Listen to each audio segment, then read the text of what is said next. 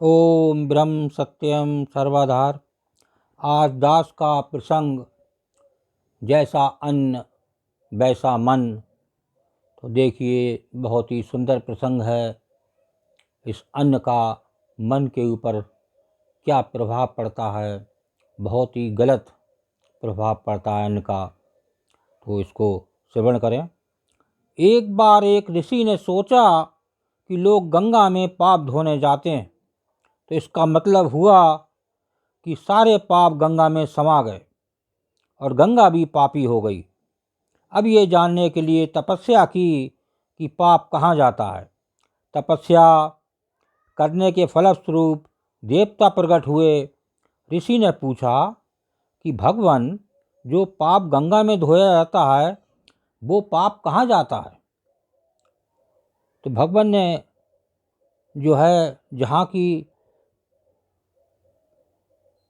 चलो गंगा से ही पूछते हैं। दोनों लोग गंगा के पास गए और कहा कि हे गंगे, जो लोग तुम्हारे यहाँ पाप धोते हैं तो इसका मतलब आप भी पापी हुई। तो देखिए गंगा क्या कहती हैं। गंगा ने कहा, मैं क्यों पापी हुई, मैं तो सारे पापों को ले जाकर समुद्र को अर्पित कर देती हूँ। अब वे लोग समुद्र के पास गए तो क्या कहते हैं, हे सागर, गंगा जो पाप आपको अर्पित कर देती है तो इसका मतलब आप भी पापी हुए।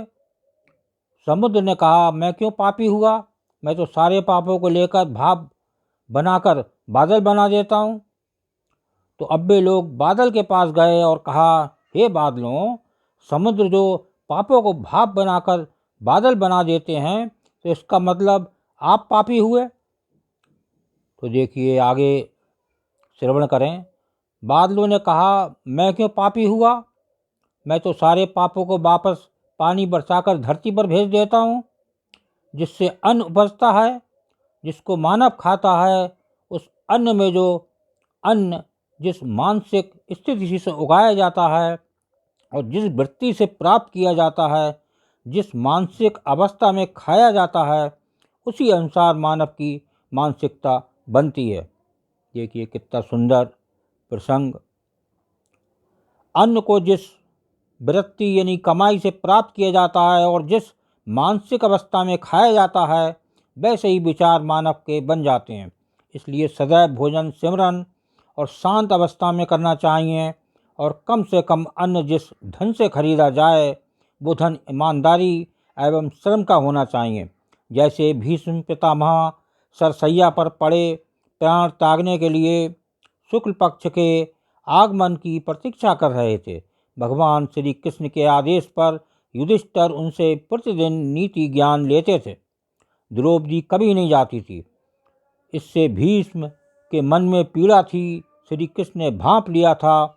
उन्होंने युधिष्ठिर से कहा, अंतकाल की प्रतीक्षा में साधनारत पूर्वज से सपरिवार मिलना चाहिए, परिवार पत्नी के बिना पूर्ण नहीं। इशारा समझकर युधिष्ठिर जिद करके द्रौपदी को भी साथ ले गए। पितामह उन्हें नीति ज्ञान देने लगे। द्रौपदी कुंठित होकर चुपचाप सुन रही थी। अचानक द्रौपदी को हंसी आ गई।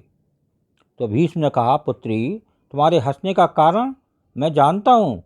द्रौपदी सकुचाई को भीष्म ने कहा, पुत्री, तुम अपने मन की दुविधा पूछ ही लो, मुझे शांति मिलेगी। द्रौपदी ने कहा, स्वयं भगवान श्री कृष्ण कहते हैं कि भीष्म के समान नीति का ज्ञाता दूसरा कोई नहीं, किंतु आपका ज्ञान कहाँ लुप्त हो गया था जब पुत्र वधू आपके सामने निवस्त्र की जा रही थी।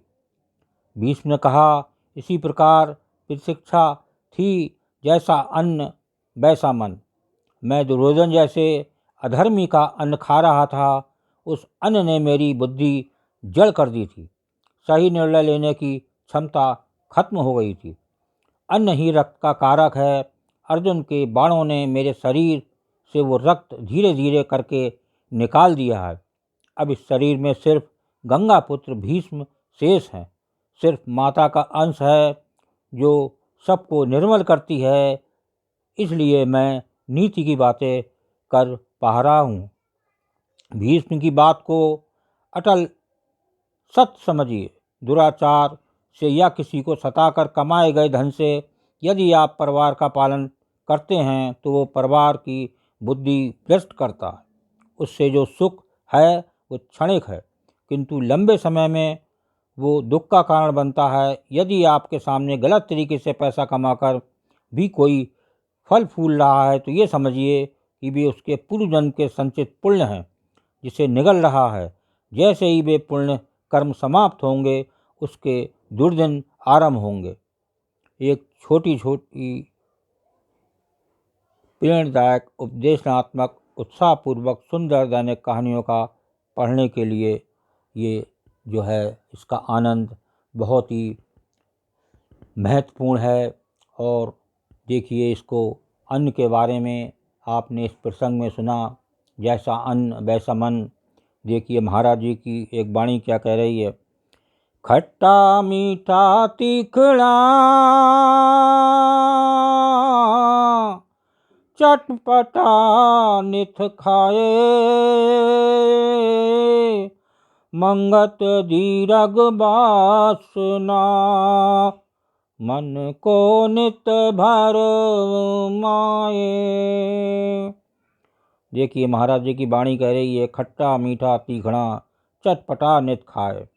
जो जीव खट्टा मीठा तीखड़ा एक अपनी इच्छा पूर्ति के लिए चटपटा नित सेवन करता है तो मंगत धीरक वासना, तो ये उसकी इच्छा है मन को नित भरमाए और उसका मन सदा इस भोग विलास में लगा रहता है, स्वाद में लगा रहता है, इच्छा में लगा रहता है, तृष्णा में लगा रहता है। कभी ऐसा जीव कभी भी भक्ति से वो दूर है, वो भक्ति नहीं कर सकता। ओम ब्रह्म सत्यम सर्वाधार दास का अगर ये चैनल अच्छा लगा हो तो इसे सब्सक्राइब करें, बेल प्रेस करें, लाइक करें, शेयर करें ताकि आगे आने वाला वीडियो सर्वप्रथम यूट्यूब में मिले। ब्रह्म सत्यम सर्वाधार।